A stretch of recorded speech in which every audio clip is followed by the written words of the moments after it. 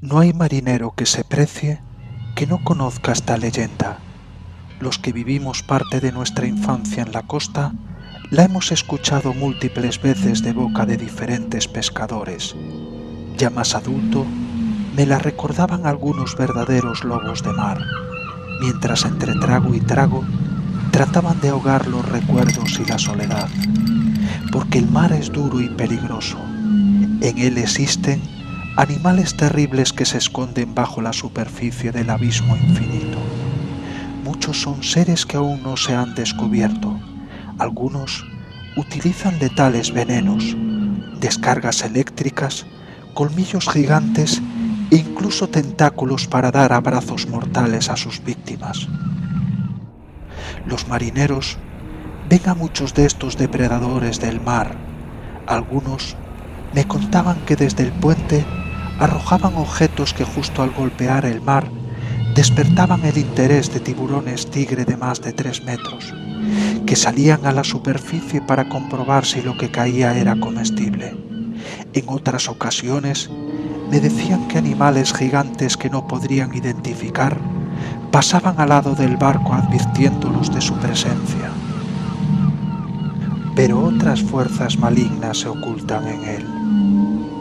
Navegantes que pasan largos meses en su interior, acompañados por el viento, el océano y el sonido hipnótico de su oleaje, puede llevarte a la locura. Los griegos pensaban que esa sensación la provocaban las sirenas, que con sus cantos narcóticos te arrastraban inexorablemente al fondo del abismo, lo cual a estas alturas de mi vida no sabría si desmentirlo. Pero el mar esconde otros peligros, convertidos en leyendas aterradoras, algunas tan antiguas que no se conocen con seguridad sus orígenes. Cuentan que existe un barco negro que navega en medio de la tormenta desde hace siglos, tripulado por un holandés errante perteneciente al inframundo, un espectro infernal venido del más allá, en busca de almas para su demoníaco dueño.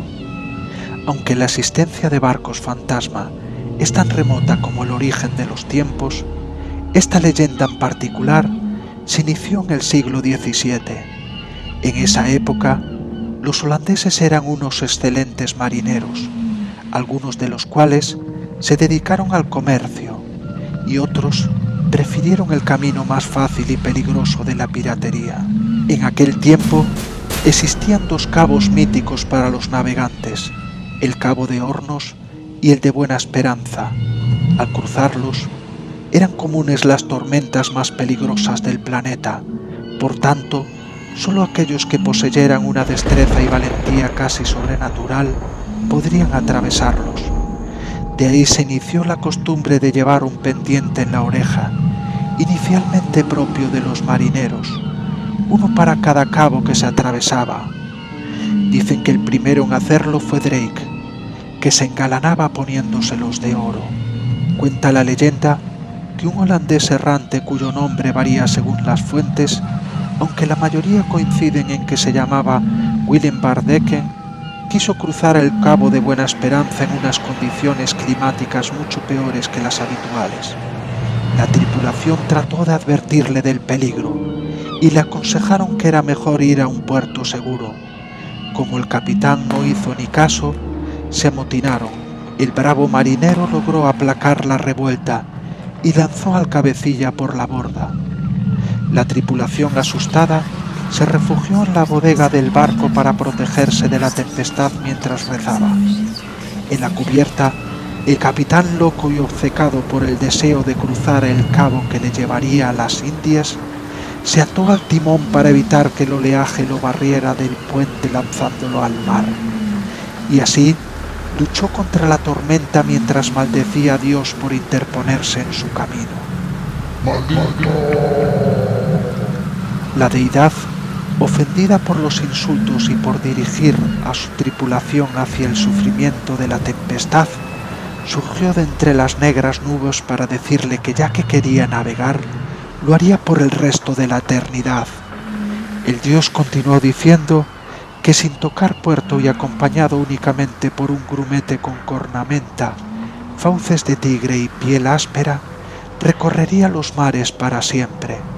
A continuación, el resto de la tripulación desapareció y el mar con una ola gigantesca lo tragó para siempre del mundo terrenal.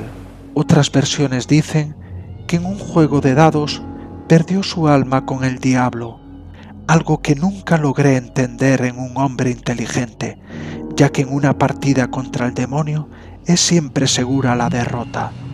También se cree que ese holandés fue un antiguo navegante, tan rápido que todos pensaban que era causa de un poder sobrenatural, y él no lo desmentía, ya que decía que tenía un pacto con el diablo, pero el demonio posteriormente se lo cobraría, poniéndolo en los mares como uno de sus secuaces para causar el mal. Todos coinciden en que el capitán es un hombre alto y de ojos azules. Tiene por castigo divino pasar siempre sed, lo que agrió aún más su carácter endemoniado. Su aspecto imponente y siniestro causa angustia con solo una de sus miradas. También coinciden todas las versiones en que al pertenecer este navío y su capitán al mundo infernal, no debes cruzarte con ellos, ya que si lo haces, al menos una persona de la tripulación morirá. Leyendas sobre barcos fantasmas han existido en todos los tiempos, ya que se han visto múltiples barcos sin tripulación. Uno de los últimos casos en los que se avistó al navío del holandés fue en la Segunda Guerra Mundial. El almirante alemán Karl Dönitz, que por cierto a la postre fue el que firmó la capitulación de Alemania en la Segunda Guerra Mundial, fue advertido cuando estaba cerca del canal de Suez con sus submarinos, que allí habían visto al barco del holandés errante.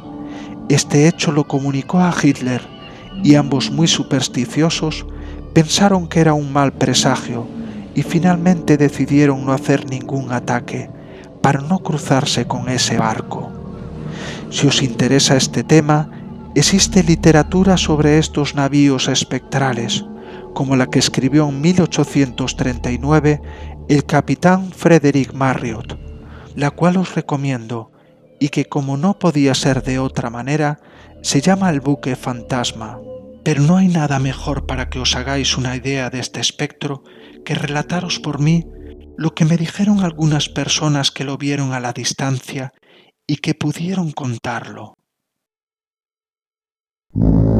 Previo a su avistamiento, una niebla espesa avanzó lentamente hacia nosotros, y al poco tiempo escuchamos un mástil quejumbroso que sonaba a madera a punto de quebrarse. El cielo y las nubes se tornaron de colores oscuros, pero tan vivos que parecían dibujados.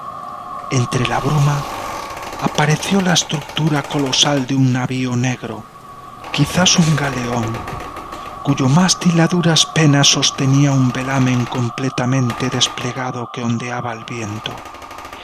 Y aunque en muchos puntos estaba resquebrajado, conducía al barco con decisión sobre las olas del embravecido mar.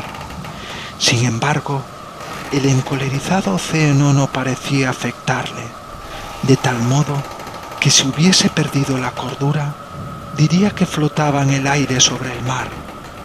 En su puente se podía divisar dos figuras cuasi humanas prácticamente invisibles, que sin embargo hacían presagiar unos rostros aberrantes. En lo alto del velaje observamos una bandera y al agudizar la vista vimos que sobre ella había dibujados dos huesos de fémur colocados en forma de cruz y en el centro una calavera.